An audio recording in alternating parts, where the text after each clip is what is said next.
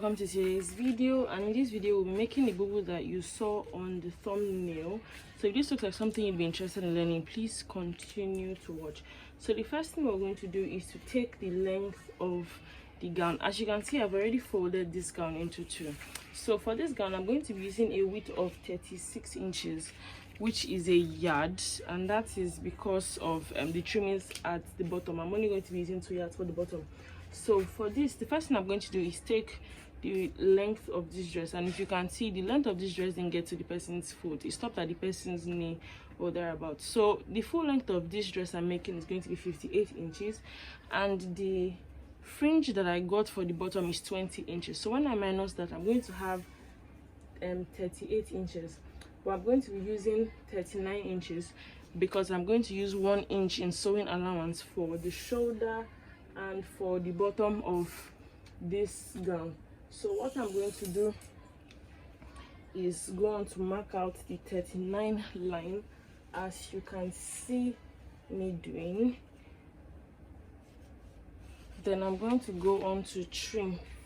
Once I have marked it out, then I'm going to trim for the back and the front, both of them using 39 inches.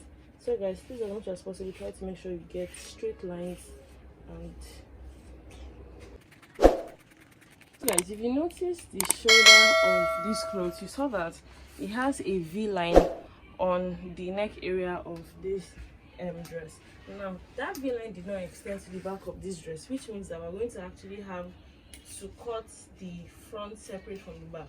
Usually when I make bubus, I join them at the shoulder, so I don't even trim it out at the shoulder. I just fold this fabric using the full length of the fabric, and then I cut it out. But because of how this one is made and then the V on the neck, I'm going to need to separate it at the shoulder side. So after doing this, I'll go on again to cut this same fabric cut this same material for the back using this same dimension. So I'm just going to replace it on the back once I fold and just do the same thing. So after cutting the front and back to be the same size, the next thing we want to do is to cut out the neckline. Now if you notice the neckline on the one in the thumbnail, it has this like the up of this men Ankara type of. We'll go on to mark out 3.5 inch on the neck because I don't want it to be too wide, and then we'll also take it down by another 3.5 inch. Then we'll go on to curve out this line here on this point, just like this.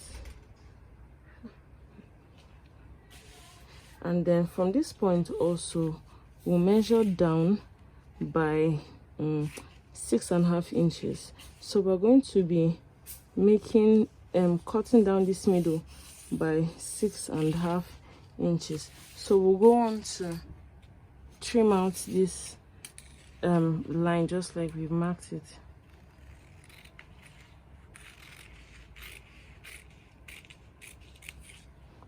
And then we'll do the same for the back, but for the back fabric this time we'll be using the same width but a different depth for the neck. Because this is the back, we can use the same 3.5. Just go on and mark out your 3.5, which is here, and then we'll be coming down by 1 inch for the back part. So this is what we have, just like this, and then we'll go on to connect it just like this and cut through the back as well.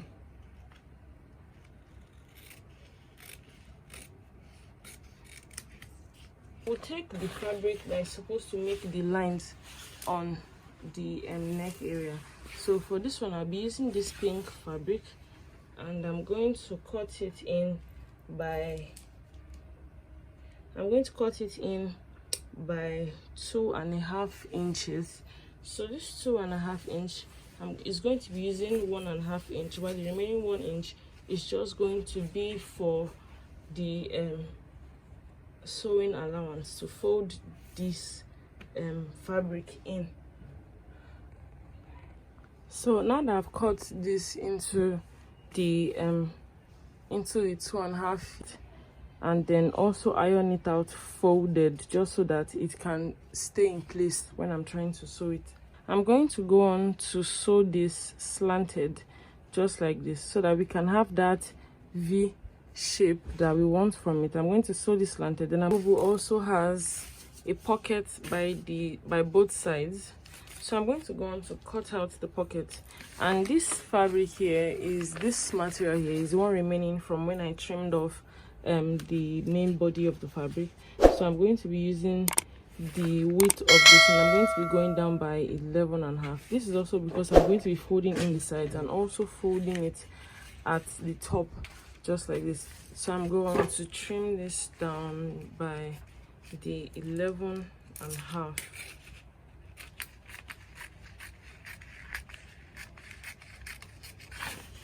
and then separate it out for the both pockets. So guys, for this part of the front that we have cut down like this, we're going to cut out fabric to bend it inside. We're going to cut out fabric to bend it inside for both sides, just as they usually do with the up of men and car. So for this one, we're going to be using 2 inches to cut it. So we're going to go on to trim it by 2 inches. So this is going to be the inner part of this, and it's going to be folding it in. Then we're now going to go on to cut the outer part. So for the other side, we're going to be cutting it using 4 inches.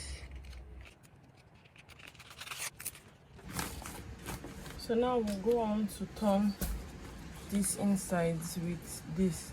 So you can see I folded this top side down by 1/2 inch. So I'm going to go sew this inside, as you can see. Then I'm going to fold it.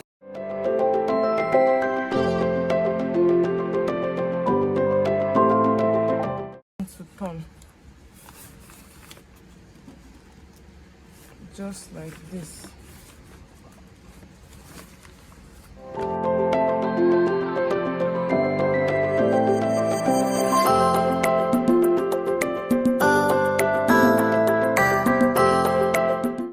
This is the one for the second side. So you can see it was folded down by 1/2 inch. So this should be the correct arrangement. So this is the one for, this is how it is going to be. So now we'll go on to also sew it using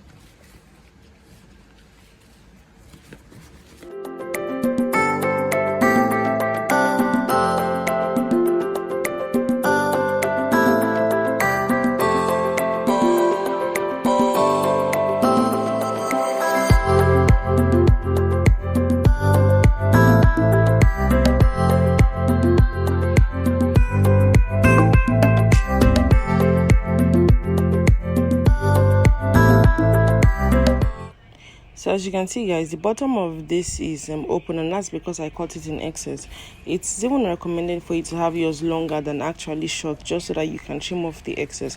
Now, like I'm showing you the inside, as usual with my bubos, I hemmed the inside. I have a video on hemming and I'll link it in the description box below.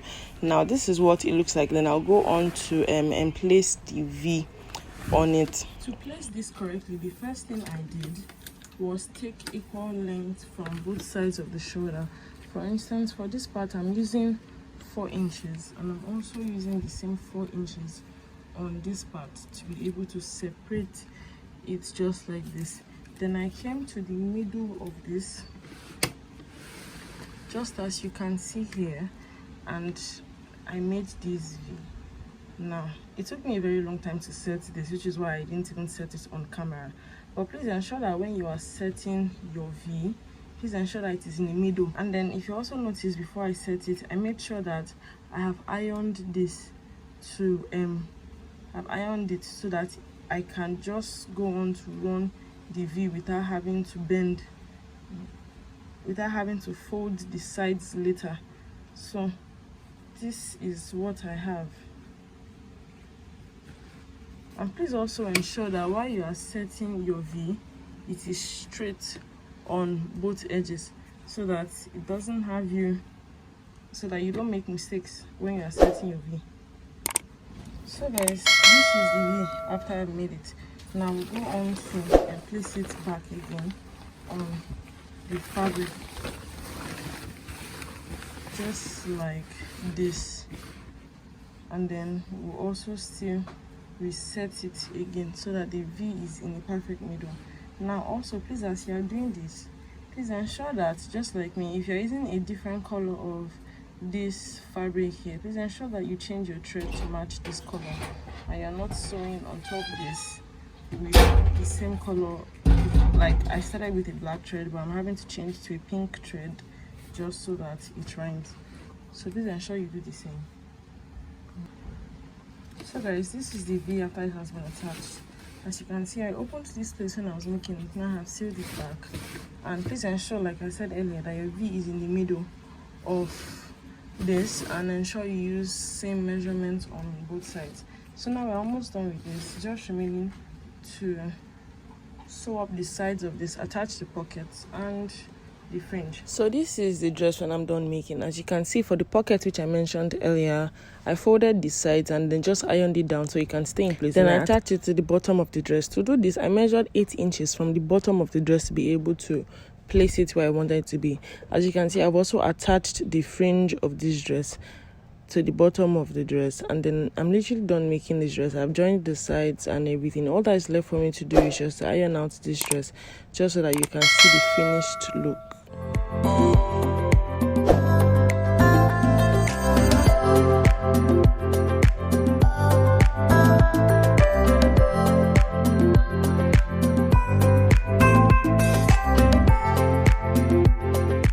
So for this top side here, which we had open, I used a pressing button to hold it down, and I made it on 2 sides, just as I can show you.